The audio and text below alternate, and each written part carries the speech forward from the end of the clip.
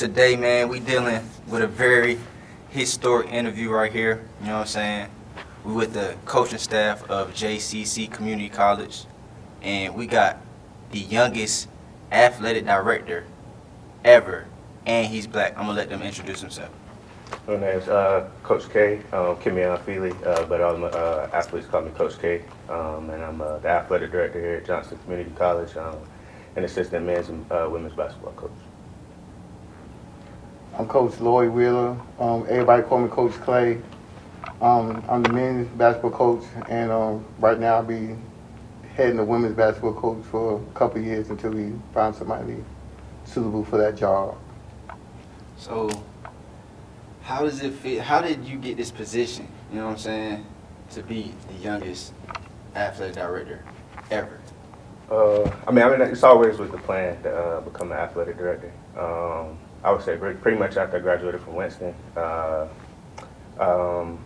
jumped into the workforce as far as working in the sports field. Started working at Duke University in athletics. Then went over to UNC as well, and Central for a little bit at NCCU. So that kind of gave me experience a little bit. I only spent a couple of weeks at UNC before I actually got called for my first AD job from Emerson Waldorf in Chapel Hill. So I had the opportunity to do middle school athletics and high school. Then about a year later, moved on to Cristo Rey Research Triangle High School in Durham, where I spent 2 years, and then landed here at Johnston. Right. And then, how did you come about this position of coaching staff for JCC? So how I came across position, I was contacted by Coach Feely about coaching at Emerson Waldorf School. I came out, interviewed for it, got the job, so started heading off the program, trying to direct it in the right direction. After that, we both went over to Cristo Rey, and then came here just as a volunteer, and then, you know, he needed somebody to step in to coach the men's program, so I just stepped in. Okay, and so we're gonna rewind back a little bit. Yeah. So you said your first out of college, you know what I'm saying? You graduated college, what kind of degree you had? Sports management. And then after that, you did an internship with who again? Who was So your I first actually did one? my first internship with the Boys and Girls Club in Durham. Started from the ground up. Yeah. So yeah, started with the Boys and Girls Club in Durham, and that was actually right before that COVID period. So actually, pretty much as you know, everything was shut down. So my former coach when I was a kid, Joshua Dorsett, reached out to me, needed some help over there. Had an opportunity for me to come in and pretty much serve as athletic director of development. So pretty much I had the opportunity to work with kids from all types of different areas and backgrounds. Especially in that area of Durham, kind of rough upbringing, as you know. So I had an opportunity, in my eyes, to give back at that time, especially where it was needed. With schools not being in and things like that, we also helped the kids kind of with those online schooling when the school shifted to that. And then from there, got an opportunity, like I said, join the staff at Duke. That was the first opportunity. And what were you doing at Duke? Actually, so I saw, oversaw intramural sports. Right. So was overseeing intramural sports and also esports at the time there. And then after that, went over to Central and was doing facility assistant director there. So working with a lot of work study students in the campus rec area. And then also at that time, that's when I went to UNC where I did the sports facility and recreation position where it kind of included all three. So was there for a little while, like I said, 3 weeks, I think, 3 or 4 weeks. Then I got Why you do that one for so short? That was actually my Duke dream fan? job, man. I love UNC. That's my dream job, man. So it kind of hurt me to leave, but then I was like, nah, this is what I've been asking for, what I wanted actually in the end. So the plan was always to become an athletic director before 30. So yeah, And what's your age again? 31 now, but when I officially started this position, I was 30. 30-year-old athletic director. And then how did you get into the basketball field? What was your upbringing like with sports and whatnot? So my upbringing with sports started back in my hometown, New York. What borough are you from? I'm actually from Brooklyn, New York. I played high school ball, went on to college. But before that, I had a neighborhood coach, Henry McKenzie. started a program in our neighborhood, and as I grew as a player, he asked me to coach the younger guys. So what I did at the age of 15, going on 16, I started coaching kids in around Brooklyn, first in my neighborhood, and then a lot of kids from the neighborhoods came from other neighborhoods and started playing with me. So I have a lot of experience going way back since my teenagehood. And then I just enjoy coaching, being a point guard, know how to navigate the coaching and understand what people want on the floor. So it just became something I had a knack for. And what high school and college you went to? I went to Sarah J. Hill. Then I went on to Clinton. And then over there, after that, I went to Canada and started playing. Oh, you played in Canada? How long you played in Canada for? Like 2 or 3 years. 2 or 3 years. Came back. Did you like it out there playing in Canada? It was all right. My college played over there, a lot of teams, so they asked me to come up there every summer and play. It wasn't a whole lot of money, but it was a stepping stone to get to where I need to go. So what's your future plans with being the youngest athletic director that's also black? What are your future plans with this, with this position? With this position, pretty much the plan is to next year will get us through our first men's and women's basketball season successfully. With me as the head of the program. From there, I do plan to add volleyball. So fall of 26, plan to add volleyball. And fall of 27, plan to add men's soccer. And then from there, just keep adding sports based on the interest of the students, of course. And I think after that, pretty much we'll strive to go for women's soccer after that. So I know the goal is pretty much to build the program up as much as we can. Hopefully down the road, add baseball as well. Pretty much just wanting to push the program in the direction to be one of the top programs in the East Coast. And how many sports teams y'all have now? At the moment right now, we have men's basketball, women's basketball, and esports. Yeah, esports. Yeah. So, due that you're coming into a new program and you're helping build it with, what are your plans as far as building it up? So of course, with like I said, building, adding those sports on after this season, next season, we want to add volleyball, and then from there add men's soccer. Pretty much the plan is just the JUCO rule changing. Pretty much all the student athletes now get to retain those 2 years of eligibility. So Coach Clay and I pretty much we touch with every recruit. We want to mirror everything that a D1 program does, just so when you pretty much go to those workouts, or if you get that phone call when you go there, pretty much it's not going to blindside you. Pretty much going to be familiar with all the expectations if you're not exceeding them. So pretty much just mirroring everything a D1 does, because that's where we want our players to go. It's D1, D2 at the league. Yes, sir. And what about you? So my goal is for every player that's coming in, we want to make sure that when they arrive here, that we give them the tools to go to a D2, D1 program. So the first thing we do, we create a workout program for them so that they could understand this is what D1s and D2s are looking for. For some kids, it's going to be a little life-changing experience for them because of the coaching they came from. So they have never been taught how to play the game. It's going to be a little different. So coming here, you're going to learn how to play basketball the right way, get the training that you need, and then so that when that call comes, you're able to step right into D2, D1, Division II and Division I schools and be able to compete with them as well. We have a lot of good coaches out here in Carolina. I coached in Charlotte, so there's a lot of coaches out there that are good. But then there's some coaches that don't want to teach the game. They want to rely on these kids' athleticism to get them over. And then that what hurts them the most. So we want to change that narrative a little bit here. And since you being such a young athlete, what are the pros and cons? Do you get certain slack or certain people that might be older look at you and different? You know what I'm saying? What's some pros and cons of being there, being such a young athlete? I would say pros. Well, definitely a big pro. I would say probably the biggest thing would be I'm able to connect with the students a lot better. I would say, in my opinion. And then also, I would say as a con, I really don't see it as a con, but a lot of people have made comments about me kind of like being a younger director or a younger guy. But I've pretty much been, like I said, preparing for this really since I was 13 years old. Even when I started with the Y, pretty much always knowing that this was what the end goal for me. So. And being on the coaching staff with somebody younger, with some pros and cons you might, you know what I'm saying, though. Being with the younger, with him as the younger, I get to know about the youngest, how younger things work. And then, so the pros is I get to understand how the kids play today, even though I watch them. But I can get more understanding from him. And then the cons for me that, you know, at the end of the day, he's my boss. So I don't look at the pros and cons that much. Where other people like, oh, he's younger. But at the end of the day, I look at it as a job. So I'm here to do that job.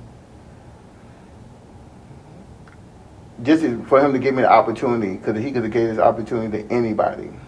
And for him to only know me for a short period of time, I mean, that's a plus. And I thank him for that part, because I had this opportunity a long time ago, and I turned it down because I ain't have family problems, but I didn't want to uproot my family. So when I got the opportunity to do it again, I just jumped on it. So I really don't have like a pros and cons. I'm just working. Yeah. So since, for how long you've been doing it, what's the craziest thing you've experienced? I understand the coaches, how we do as coaches and stuff, but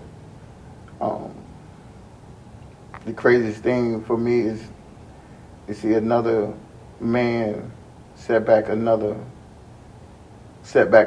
younger men to do something they want to do and not follow through with them. So if you're a coach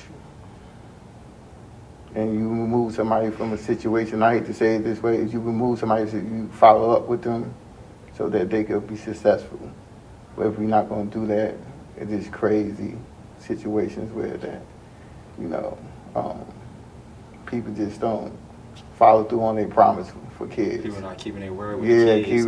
Exactly. So my goal is, if I tell you coming in and this is what we doing, this is what we doing. If I'm pulling you away from a situation, I'm pulling you away to make the situation better for you, not worse. So that's like craziness to me. That's probably the craziest thing I don't understand. I did that. I respect that. Boom. So your biggest goal with this, do you want to stay here at Johnson Community College? Do you want to go D1? What particular school you might want? Do you want to be a GM of an NBA? Like, where your highest goal with this? You're already the right youngest now with this opportunity, black athletic director to ever live. Right now with this opportunity, really just like I said, want to build the program up, take it to new heights. Right now we currently are Division II in the Region 10. So a goal of mine would be for us one day to be at Division I level and competing against the top junior colleges in the U.S. And what's the recruiting process like? How has that been? Man, a lot of long nights, man. So pretty much every day for the past 3 weeks, and really beyond that now, but 3 weeks with women's basketball, we've been pretty much at it hard every day, 7 days a week, connecting with athletes in the area. So our goal is to recruit local talent within 2-hour radius of the campus, ideally 90 minutes or less. But we've pretty much reached out to every school in the area in this radius, and as far as Johnson County as well, just so we can recruit local talent, build up the support of the program, of the teams, especially with us not having any returns to start from scratch. So definitely want to make sure that we're recruiting local talent, giving them an opportunity. Again, with that big rule change, I feel like it helps. It's going to help a lot of kids in the future. I feel like it'll eliminate a lot of those pop-up programs where you see like prep schools and things like that now, where kids can just go to a junior college. They're taking college credit classes at that time, working towards their associate's degree. They'll have that in 2 years, but they'll still retain those 4 years of eligibility. Move on to a 4-year institution, and in 2 years they should have their bachelor's degree, and they'll still have 2 years to play at that university as well, where they can earn their master's degree. So pretty much just setting them up for success beyond basketball, I would say. What do you look for in a recruit? So the first thing I look for when I'm recruiting players is, do they respect the coach that they currently is with right now? How they act when they just sitting around.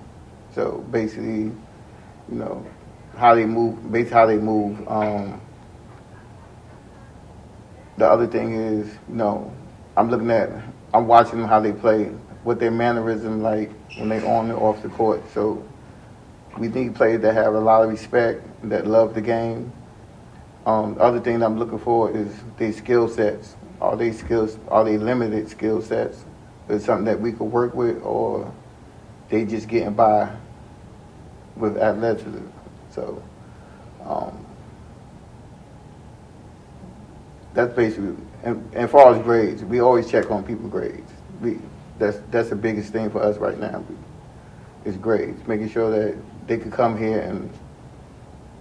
and make the grade.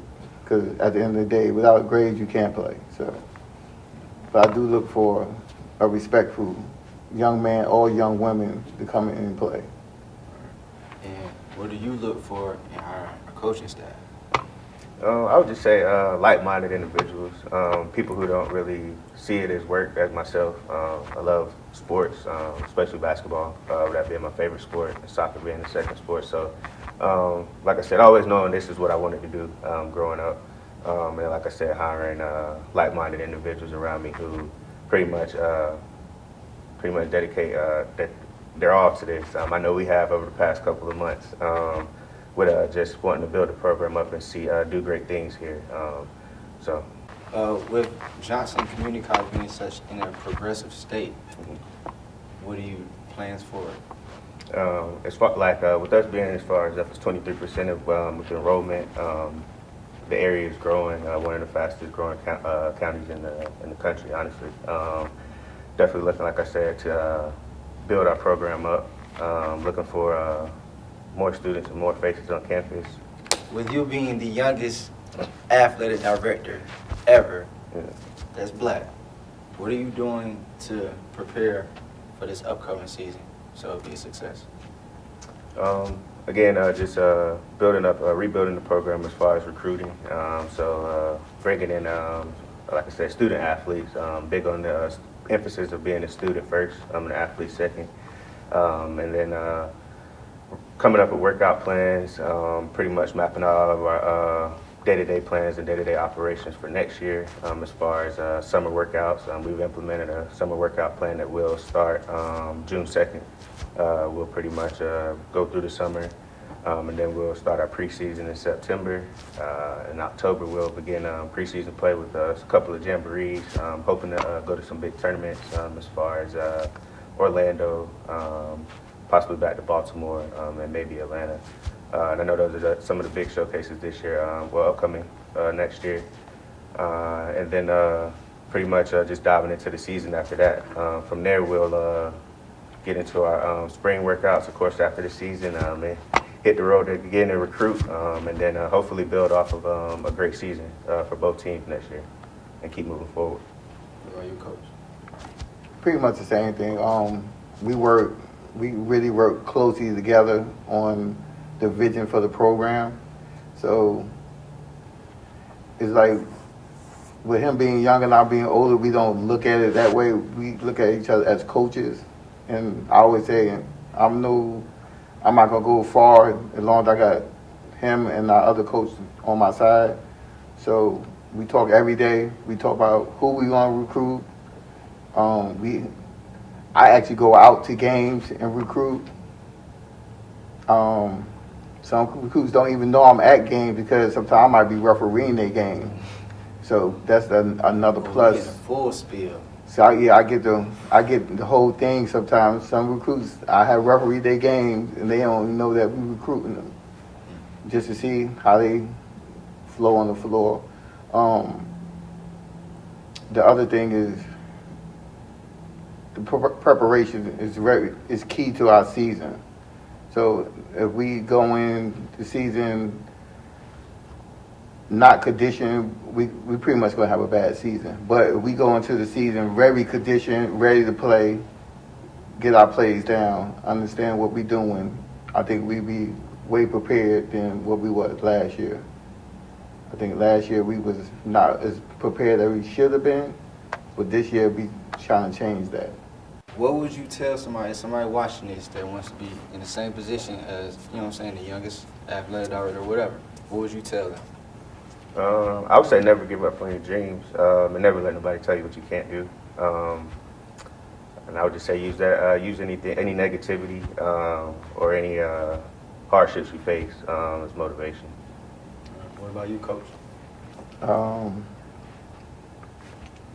I always say, you know, as a player, you know, follow your dream. As a young man or woman, you know, follow what you want to do and stay true to it, and don't just keep following that dream, because once you stop, your dream is gone. So that's all I could say right now. I'm just focused on getting the program up and going for the next year. That's what my mindset is at right now. So I just want to have a great season next year with the group of guys and girls that we're recruiting. So.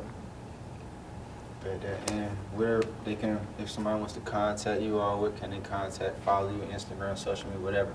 Yep. So you can follow us at JCCNC Athletics on Twitter, X now, or Instagram. You can also follow JCC Campus Life to check out all of the activities we have going across campus throughout the year. And then, yeah, those are the only two. Any social Same media? thing, social media. I do have a semi-pro page called Triangle Paces, so I'm gonna post a lot. So I'm not a big person on posting a lot of stuff. But if somebody wanted to contact me, especially from Instagram, you definitely could contact me on that. And what's it called again? Triangle Paces. Triangle Pacers. Yeah.